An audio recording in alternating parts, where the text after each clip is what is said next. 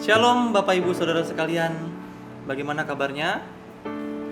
Saya berharap Bapak Ibu Saudara sekalian dalam keadaan yang baik dan sehat, dan tentunya dalam lindungan Tuhan. Kali ini senang sekali saya bisa hadir menyapa Bapak Ibu Saudara sekalian dalam ibadah pagi lawatan Tuhan. Biarlah melalui ibadah ini kita semua semakin diyakinkan oleh kebaikan Tuhan, penyertaan Tuhan, dan oleh kemurahan Tuhan.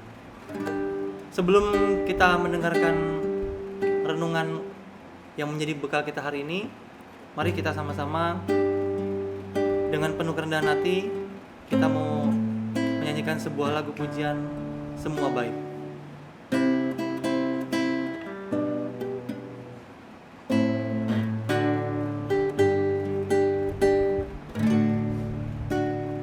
Dari semula telah Kau tetapkan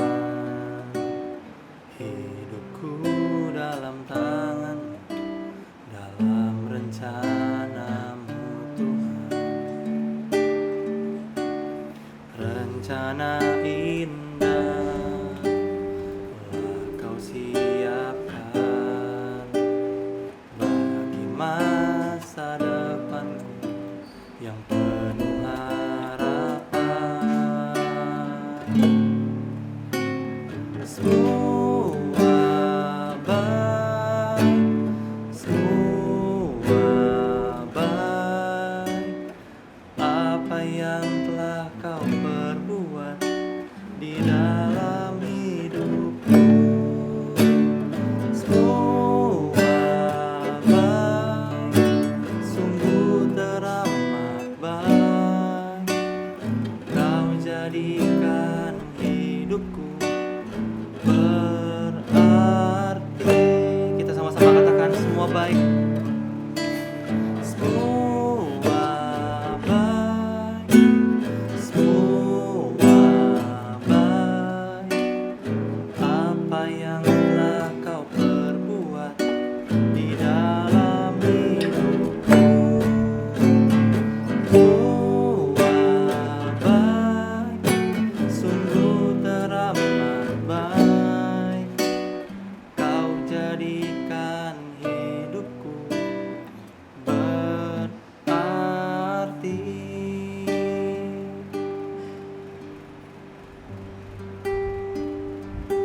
Mari Bapak Ibu Saudara sekalian kita berdoa. Bapa yang baik, kami mengucap syukur buat kebaikan-Mu yang kami boleh rasakan sampai saat ini. Gelap ataupun terang jalan kami, cerah ataupun hujan musim hidup kami percaya bahwa semuanya mendatangkan kebaikan. Kami mohon agar kami dapat mengerti kebenaran firman-Mu di saat ini. Kami sudah berdoa dan mengucap syukur. Amin. Oke Bapak Ibu Saudara sekalian, kita santai aja ya, gak usah terlalu tegang-tegang. Untuk mengawali hari ini, kita mau merenungkan firman Tuhan yang sangat sederhana dan pastinya ini akan memberkati kita semua. Siapkan hati, oke? Yang menjadi landasan firman Tuhan kita kali ini adalah pengkhotbah, terambil dari pengkhotbah 7 ayat 14 ya. Ada ininya, tulisannya di layar, Bapak Ibu Saudara sekalian silakan lihat. Tapi izinkan saya membacakannya.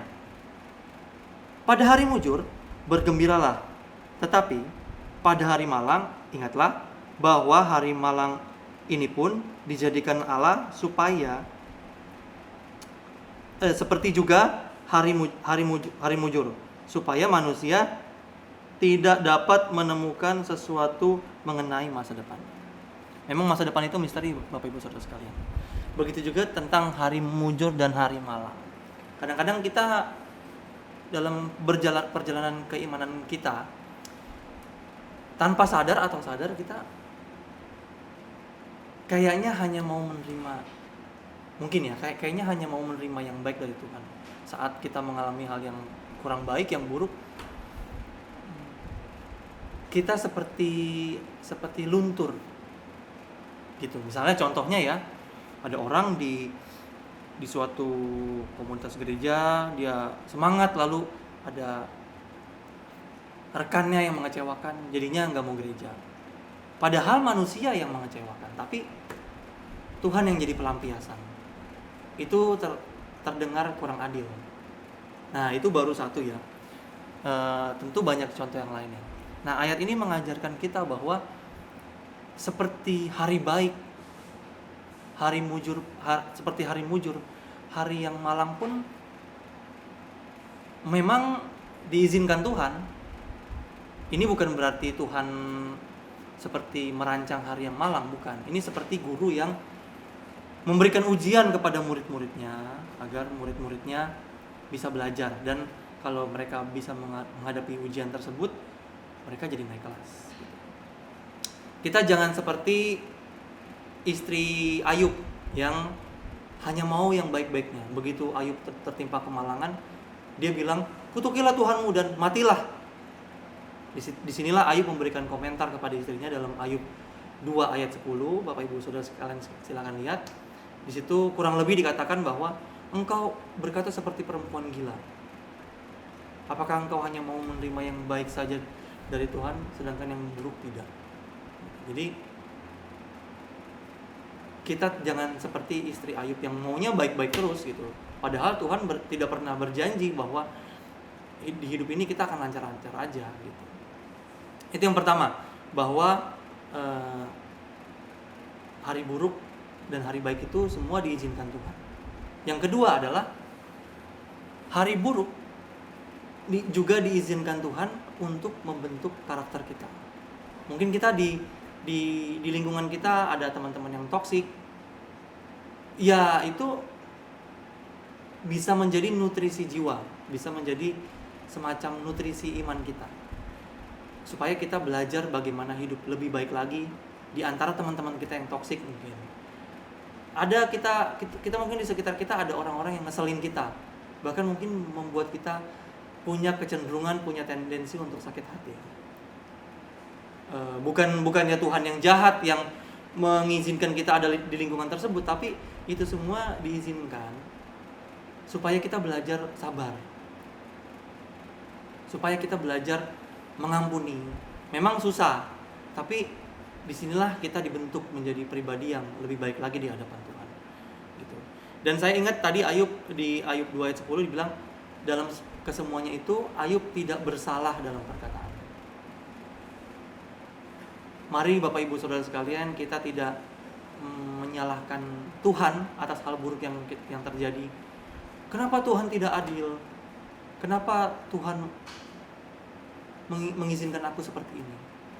Mengapa Tuhan mengizinkan aku ada di lingkungan pekerjaan yang sepertinya toksik, tidak mendukung, atau kurang membangun? Kita jangan sampai menyalahkan Tuhan. Daripada seperti itu, saran saya mendingan kita bertanya dalam hati kita, apa yang mau Tuhan bentuk dari apa yang kita alami? Seperti hari mujur kita itu mendatangkan kebaikan, hari malang pun mendatangkan kebaikan bagi orang yang mengasihi Dia. Seperti yang tertulis dalam Roma 8 ayat 28. Bapak Ibu Saudara sekalian silakan lihat, di situ dikatakan kita tahu sekarang bahwa Allah turut bekerja dalam segala hal untuk mendatangkan kebaikan bagi orang yang mengasihi Dia. Jadi Bapak Ibu Saudara sekalian, mari kita sama-sama mempunyai ranah berpikir yang lebih baik lagi di hadapan Tuhan. Keadaan boleh kurang baik, tapi Allah pasti mendatangkan kebaikan bagi orang-orang yang mengasihi Dia. Mari sama-sama kita merenungkan kebaikan Tuhan maupun merenungkan kebaikan Tuhan dalam hidup kita, baik itu di nuansa hidup yang baik maupun nuansa hidup yang kurang baik. Mari kita sama-sama merenungkan kebaikan Tuhan, dan mari kita berusaha supaya kita tidak bersalah di hadapan Tuhan. Jangan sampai karena keadaan buruk, atau jangan sampai karena dosa orang lain yang diperbuat kita jadi berdosa.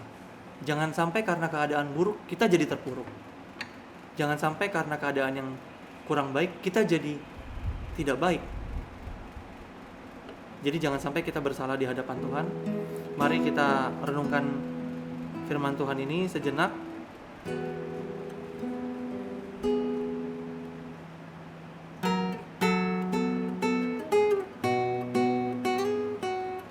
Mari kita naikkan sebuah pujian menyenangkanmu. Tuhan, ku mau menyenangkanmu. Tuhan, bentuklah hati ini jadi bejana untuk hormat-Mu. Cemerlang bagai emas murni. Tuhan, ku serahkan hidup. Tuhan, ku serahkan hatiku.